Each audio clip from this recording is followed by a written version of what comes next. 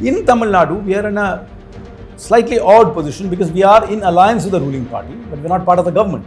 So we don't get the perks and the power of government. At the same time, we are not technically opposition. So that's a very odd space to be in parliamentary democracy. And that's why it feels that the Congress doesn't exert its identity. That has to be corrected, in my opinion. We either have to be in government or we have to be in opposition. We can't be in this little no man's land. Problem is that we don't have the freedom of an opposition party, neither do we have the luxury of a ruling party. Going forward, if I had to have a say, I would always say that if you are going to be part of an alliance and that alliance wins, we need to also be part of government. Without being part of government, to be in an alliance, in my opinion, is a detriment to the political party. Tamil Nadu is actually a very presidential state, perhaps the first state to become very presidential in terms of its election. I mean, realistically speaking, there have only been really 4 chief ministers who have won elections on their own strength. Now we could say 5.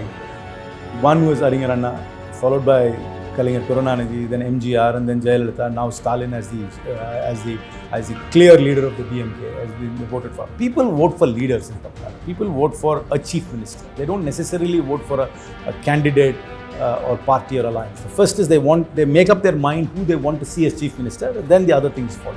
The Congress, unfortunately, after Kamarajar, has not been able to project anybody as a potential chief minister, which the people have got a fancy to. We did it once. And since then, we have never projected a chief ministerial candidate. And there has been no natural chief ministerial candidate coming from the system as well.